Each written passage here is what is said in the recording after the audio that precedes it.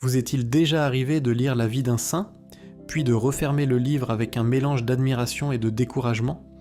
Vous découvrez quelqu'un qui jeûne pendant des semaines, qui passe de longues heures en prière, et vous, dans votre quotidien, vous luttez déjà pour rester fidèle à quelques minutes de prière ou simplement pour garder patience dans les petites tensions de la journée. Alors, une pensée arrive presque automatiquement, je n'y arriverai jamais. Et ce sentiment est très humain.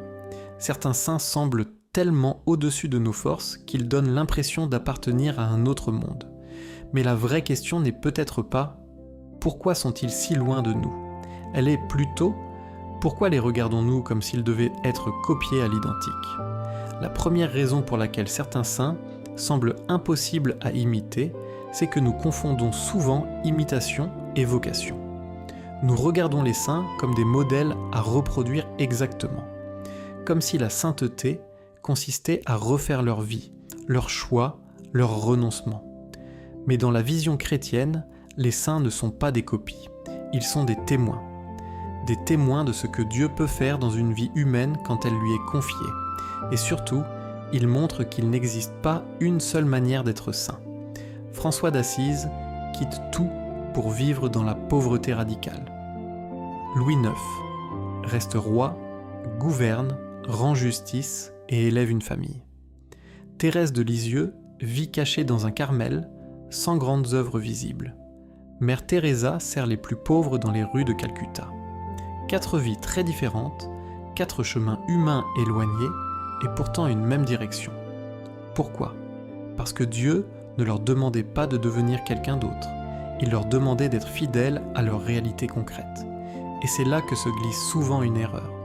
Nous regardons l'extérieur des saints et nous essayons de reproduire leur forme, sans comprendre leur fond. Peut-être que vous n'êtes pas appelé à la pauvreté radicale comme François d'Assise. Mais peut-être êtes-vous appelé à apprendre le détachement dans votre propre vie. Peut-être que vous ne serez jamais missionnaire comme Mère Teresa. Mais peut-être êtes-vous appelé à voir et aimer les personnes oubliées autour de vous.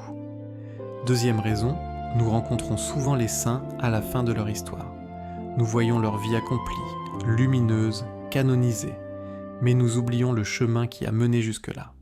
Avant d'être saints, ils ont été profondément humains, avec des hésitations, des combats intérieurs, des erreurs, parfois même des chutes. Augustin d'Hippone en est un exemple très parlant. Pendant longtemps, il cherche le bonheur ailleurs, repousse ses décisions profondes, vit dans les contradictions. Sa prière célèbre résume bien cette tension intérieure. « Seigneur, rends-moi chaste, mais pas tout de suite. » Cela montre que les saints n'ont pas commencé au sommet. Ils ont avancé pas à pas, comme nous. Même Pierre, choisi par Jésus pour guider l'Église, renie le Christ 3 fois par peur. Et pourtant, il n'est pas rejeté. Cela change notre regard. Parce que nous comparons souvent notre quotidien imparfait à la version finale des autres. Et cette comparaison est toujours injuste. Nous voyons leur sommet, mais nous vivons notre montée. Troisième raison, nous idéalisons parfois les saints. Nous les imaginons comme des êtres sans fatigue, sans lutte intérieure, sans doute. Mais la sainteté ne signifie pas l'absence de combat.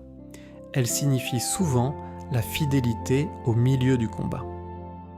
Mère Teresa. Elle-même a traversé une longue période de nuit intérieure, marquée par un profond sentiment de silence et d'absence de Dieu.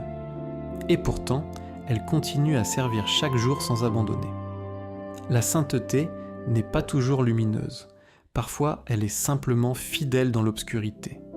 Prier sans consolation, aimer sans ressentir, avancer sans comprendre, rester debout sans voir de résultats immédiats. Enfin, peut-être que notre difficulté vient d'une mauvaise définition de la sainteté. Nous imaginons quelque chose de spectaculaire, réservé à quelques personnes exceptionnelles. Mais la sainteté est souvent beaucoup plus simple.